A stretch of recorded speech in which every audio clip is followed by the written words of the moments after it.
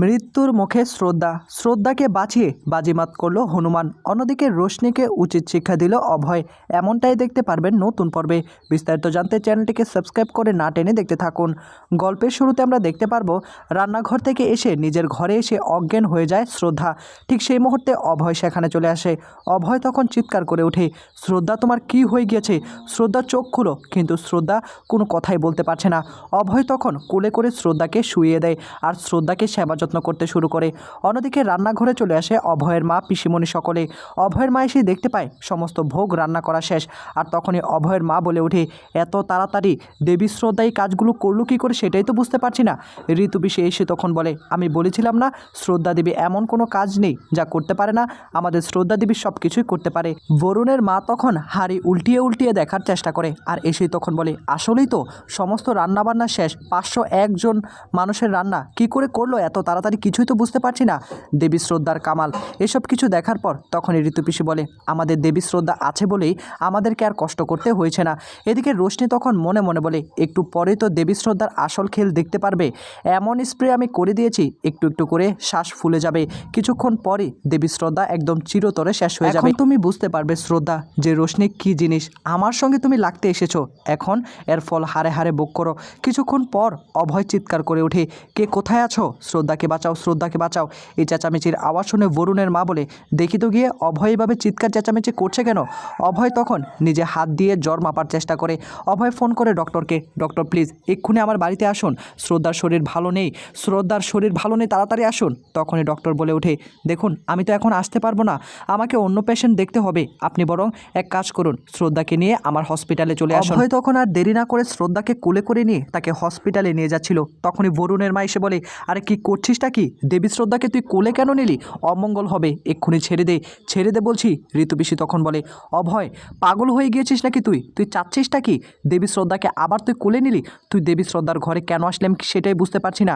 দেবী শ্রদ্ধাকে এক্ষুনি ছেড়ে দে, তা না হলে কিন্তু আমাদের ঘোর অমঙ্গল হবে। তখনই আবার অভয় বলে ওঠে, আজকে আমি কারো কোনো কথা শুনবো না। শ্রদ্ধার শরীর ভালো না, তার শরীরে জ্বর চলে এসেছে, হসপিটালে তাকে অ্যাডমিট করাতে হবে। তোমরা আমাকে কোনোভাবে আটকে রাখতে পারবে না। আজকে যদি আমার আটকে রাখার চেষ্টা করো তাহলে আমার চেয়ে খারাপ কেউ হবে না। এতদিন অনেক সহ্য করেছি, আর কোনোভাবে সহ্য করব না।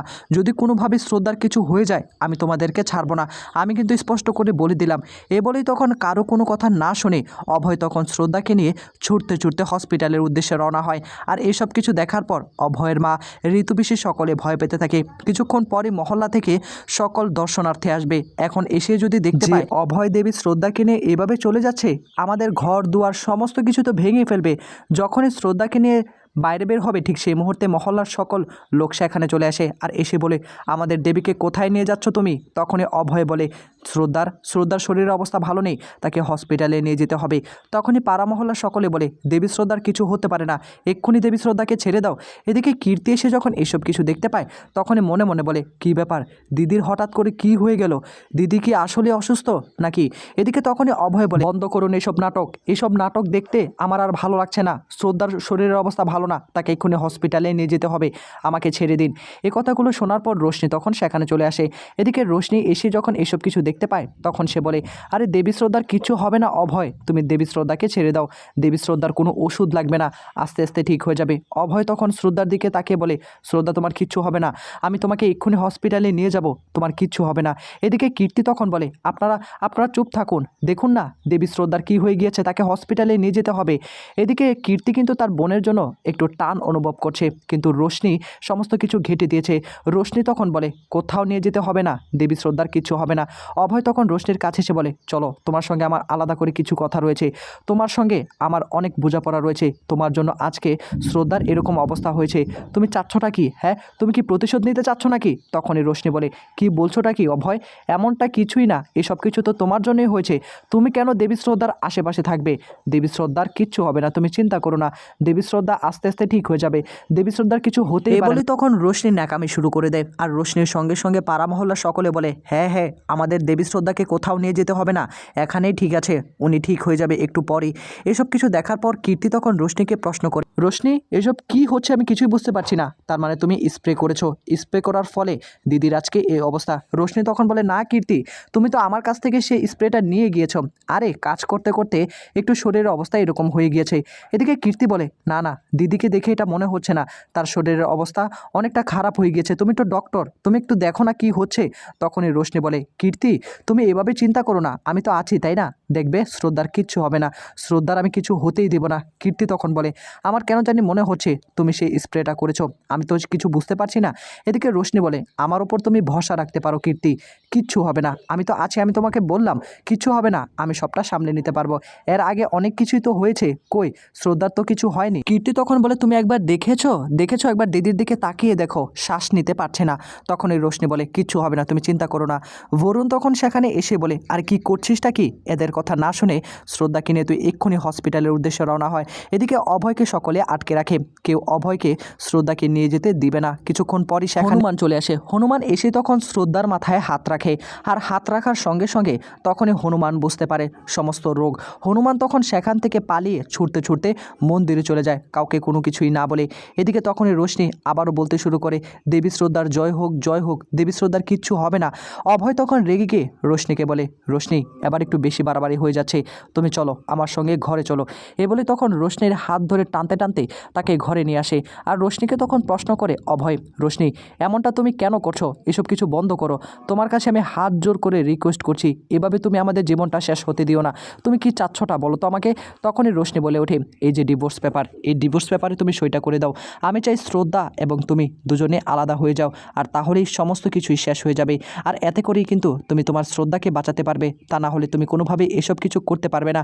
এসব কিছু শোনার পর তখনই অভয় রোশনির গায়ে যখনই আঘাত করতে যাবে তখনই রোশনি বলে ওঠে, আমাকে মারার আগে একবার চিন্তা করে দেখো শ্রদ্ধার কি হবে।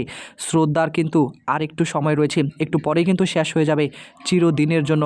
আসলে শ্রদ্ধার রান্নাঘরের মধ্যে আমি স্প্রে করে দিয়েছিলাম, আর সেই স্প্রেটা আস্তে আস্তে নিঃশ্বাস নিতে নিতে একদম ফুলে যাবে, কিছুক্ষণ পরই শ্রদ্ধা শেষ হয়ে যাবে। এখন তোমার ডিসিশন, তুমি যদি ডিসিশন নিতে চাও ডিভোর্স পেপার সইটা করে দেবে, তাহলে আমি ওষুধ দিয়ে দিব, তা না হলে কিন্তু কেউ বাঁচাতে পারবে না শ্রদ্ধাকে। এই কথা শোনার পর অভয়ের মাথায় তো আকাশ ভেঙে পড়ে। এদিকে শ্রদ্ধার আরও অবনতি হতে শুরু করে। শ্রদ্ধা তখন বলে, অভয় আমি শ্বাস নিতে পারছি না, শ্বাস নিতে পারছি না। তখনই অভয়ের দিকে তাকিয়ে রোশনি বলে, কি করবে অভয়? অভয় তখন বলে, আমাকে শ্রদ্ধাকে বাঁচাতেই হবে। অভয় তখন ছুটতে ছুটতে চলে যায়, শ্রদ্ধাকে না নিয়ে হসপিটালে যায় যাতে করে ডক্টর নিয়ে আসে। আর কীর্তি তখন শ্রদ্ধার দিকে তাকিয়ে থাকে। এদিকে শ্রদ্ধা তখন নিজেকে সামলে একটু একটু করে আবারও পুজো করতে শুরু করে। এতগুলো মানুষ এসেছে, এখন কোনোভাবে যদি তার দর্শনার্থী না করতে দেয় তাহলে হয়তোবা উল্টাপাল্টা কোনো কিছু করে ফেলতে পারে। আর এই সুযোগকে কাজে লাগিয়েই কিন্তু রোশনি বাজিমাত করবে। তখনই শ্রদ্ধা উঠে দাঁড়ায়, উঠে দাঁড়িয়ে তখন আবারও পুজো শুরু করে দেয়। আর এতে করে সকলেই তো ভীষণ রকম খুশি যে দেবী শ্রদ্ধার কিছু হয়নি, দেবী শ্রদ্ধা ঠিক আছে। হঠাৎ করে দেখা যাবে মাথাটা প্রচণ্ড রকম ঘোরাচ্ছে, আর শ্রদ্ধার সঙ্গে সঙ্গে সেখানে অজ্ঞান হয়ে পড়ে যায়। আর এতে করে চিৎকার করে ওঠে কীর্তি। এদিকে কীর্তি তখন চলে আসে শ্রদ্ধার কাছে এসে তখন তাকে উঠানোর চেষ্টা করে আর তাকে উঠিয়ে ফেলে। কিছুক্ষণ পরই সেখানে আবার বরুণ চলে আসে।